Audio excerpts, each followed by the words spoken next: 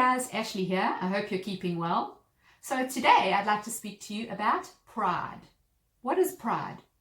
Pride is actually a weakness.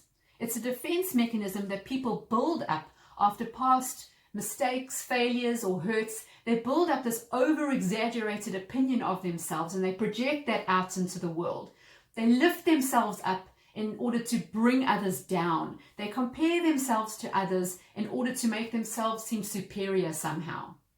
In the book of Proverbs 13 verse 10, it says, "Where there is strife, there is pride." Now I think we all can relate to knowing someone or interacting with someone who is prideful. There was a lot of strife, as it mentions there in the Bible. It's difficult to get along with someone who is prideful. A person who is prideful, it says in the Bible that they believe more in their own will and their own ability than in God's will. And that's a very dangerous place to be in. A prideful person won't generally accept help from anybody, let alone from God. And it's a huge hurdle in them being able to walk forward in a position of faith. When I look at myself, before coming to know God, there were definitely moments when I was prideful. I thought I had to have everything under my control and my will for my life was the best. And I wouldn't look to anyone else for help.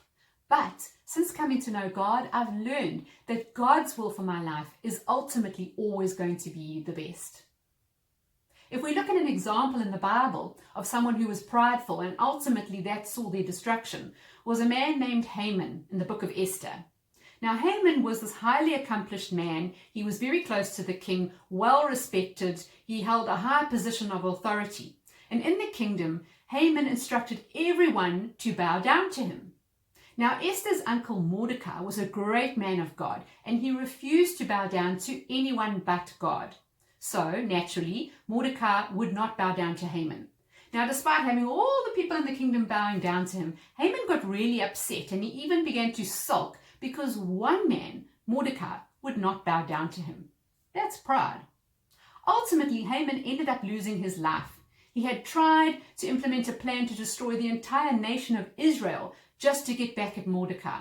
One thing led to another and the whole plan fell apart. And ultimately, Haman lost his life. And what a tragic end. And I think that's an example to us that pride never ends happily. It generally ends in tragedy. In the Bible, in the book of Proverbs 16 verse 18, it says quite clearly that pride comes before destruction. Pride comes before a fall. And we have to be so careful not to allow ourselves to become prideful because it will often lead directly into our own destruction. We have to protect our hearts from pride. We have to ask God to protect us from pride and to reveal to us where we may be susceptible to pride.